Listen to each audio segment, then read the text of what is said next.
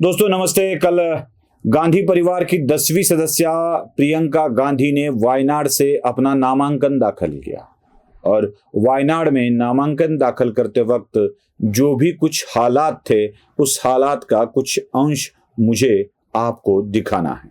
देख लीजिए।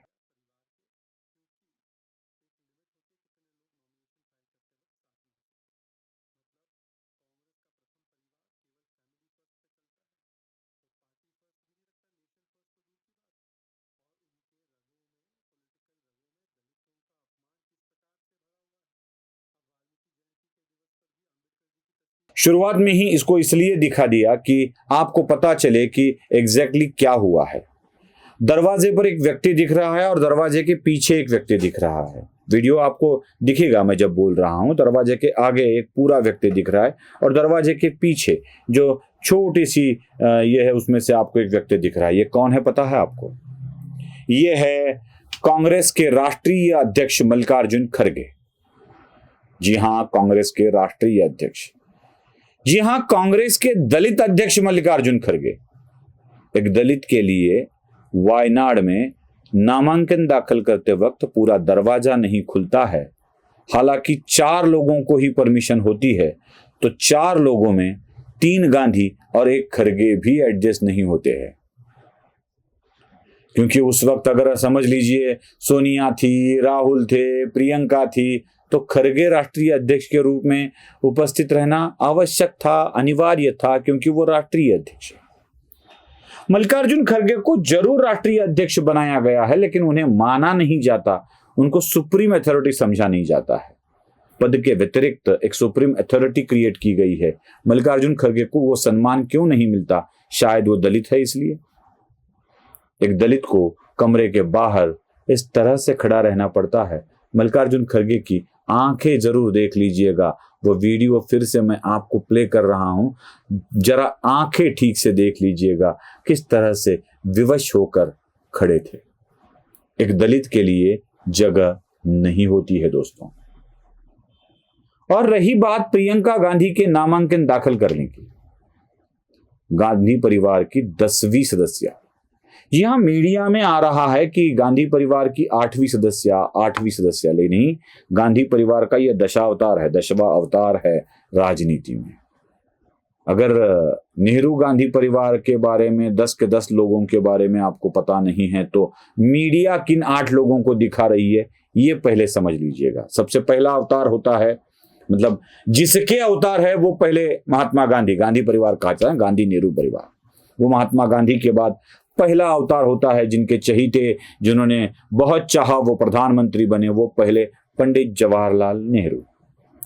जवाहरलाल नेहरू के बाद उनकी कन्या आई इंदिरा नेहरू गांधी।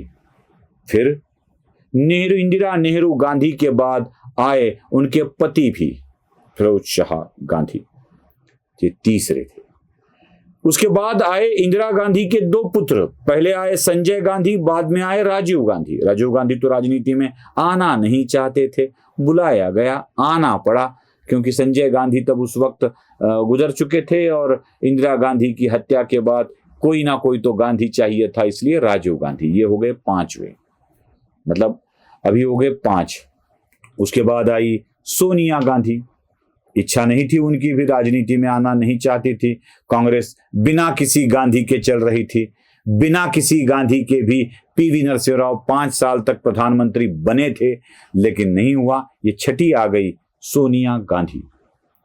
7वें आ गए राजीव सोनिया के पुत्र राहुल गांधी और 8वें आ गई अब प्रियंका गांधी, जिन्हें वायनाड से टिकट दिया गया है।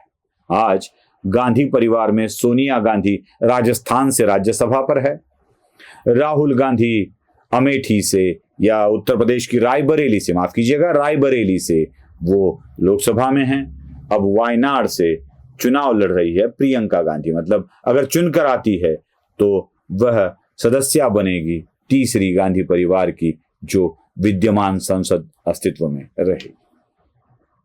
इन 8 लोगों के नाम बताकर यह बताया जा रहा है कि एक ही परिवार के 8वां सदस्य राजनीति में आया है। बिल्कुल नहीं, बिल्कुल गलत बोल रहे हैं लोग।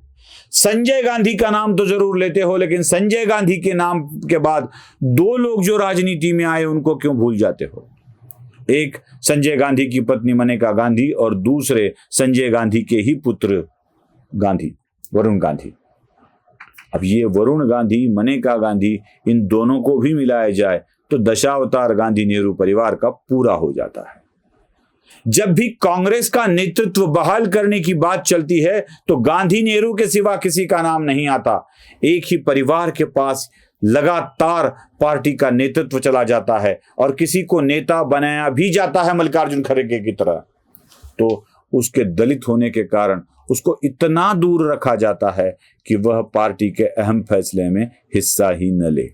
अब वायनाड में प्रियंका गांधी को लाकर ये नहीं तो ये सही, ये नहीं तो ये सही, सोनिया नहीं चल रही है इसलिए राहुल को लाया। राहुल तो चले ही ना, कैसे भी करके राहुल चले नहीं, और राहुल और सोनिया का करिश्मा नहीं चल रहा है।